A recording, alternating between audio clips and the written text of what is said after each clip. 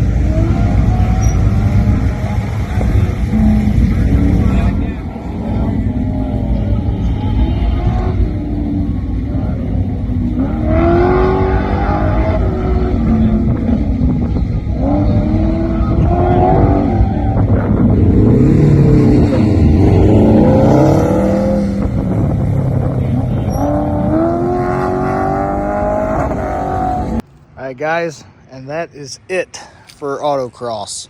Really, actually, at this point for Street Machine Nationals completely, because it is Sunday afternoon.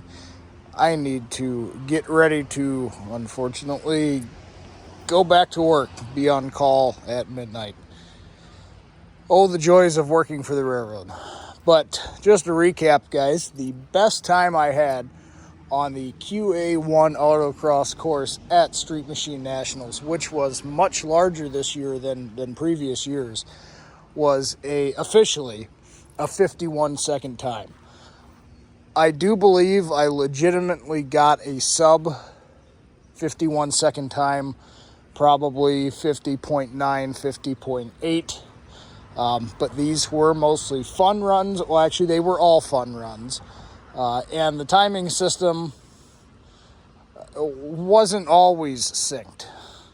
So the run that I had that actually I felt was better than my 51-second time was not officially timed. I went through the beams and the counter was still going at like 74 something, which was entirely inaccurate and was probably the car that was ahead of me on the circuit. Anyway, to give you an idea of just how impressive I feel that is, you might say otherwise, but there were track-prepped Corvettes out there. And when I say track-prepped, I don't mean these guys went to a dealership and picked up their Z06 Corvette and said, hey, I'm going to go autocross today. These were guys that picked up their Corvette from the dealership and then spent a bunch of money on suspension, big tires. And when I say big tires, I'm not talking about my Chinesium tires that I picked up for El Cheapo on the Mafrauder here. We're talking about big money, expensive, race-oriented tires for these Corvettes. Suspension work, I mean, they had wings, all kinds of stuff. Those guys were running 47s, 48s. A couple of them were down in the 46s. There was an aerial atom there, and if you guys know what an aerial atom is, it is essentially a roll cage on wheels. That's the extent of the entire vehicle. It's a roll cage on wheels. You can, if you buy the kit, you can put whatever engine you want in them. I believe this guy had a Honda K20, something. It was a spicy little aerial atom. He ran a 45. And that's after 3 days of figuring out the course and working it over and figuring out what you need to do to run your best time. That being said, even without having my official sub 51 second time, at 51 seconds, I am within 3 to 4 to 5 seconds of 800 horsepower track prepped Corvettes. 6 seconds of an aerial atom, which maybe weighs 800 to 900 pounds. Again, it's a roll cage with an engine and wheels. They're nuts. Super awesome cars to watch, though, and I'm sure to drive. This Mercury, with that 51 second time, maybe sub 51, was full weight. I did not remove the spare tire. The trunk organizer, yes, I do have the fabled trunk organizer, which a lot of you guys do strive to get, happen to come with the car. That is packed full. The spare tire's in there. That is packed full. The only thing that I removed from the car was my camping chair, because you couldn't have any loose items in the car. And just to prove it, now I pulled in and I parked the car. I had to go feed the animals because I've been gone pretty much for 3 days straight, and the birds need it to be fed. I'm going to pop the trunk here. I have not done anything to the car other than pull into the driveway. Okay. Here's the trunk. This is what was inside the car. There's the spare tire. The spare tire cover is still on there. It's on there. It's not going anywhere. I don't even know how to take that out. That's factory. That's a lot of effort to take that out. I'm going to try and make this thing as fast as I can with the spare tire in there. There's the chair. Here's the trunk organizer, okay? Everything is in there. It's stuffed full. Stuffed. Didn't take anything out. 51 second time on that autocross course. I'm happy. Now, and on top of that, keep in mind, guys, this is a bolt-on car. I don't have cams. I don't have heads. I don't have a manual. Now, that stuff is in the works. I'd like to make this thing pretty insane when you get down to it. But I've got none of that. It's a bolt-on car. Marty thinks I'm making maybe 300 horsepower, or just shy of it at the crank. So through an automatic transmission, figure a 20 to 25% loss. I'm maybe at 230 horsepower at the wheels. And I'm running within 4 seconds of Corvettes on the autocross track, guys. That's nuts. I can't wait to see what I'm able to do with this car. Anyway, enough of me tooting my own horn. Toot, toot. Thanks for watching. Please like, comment, subscribe. I hope you guys enjoyed the video and are having an awesome day. Thanks again.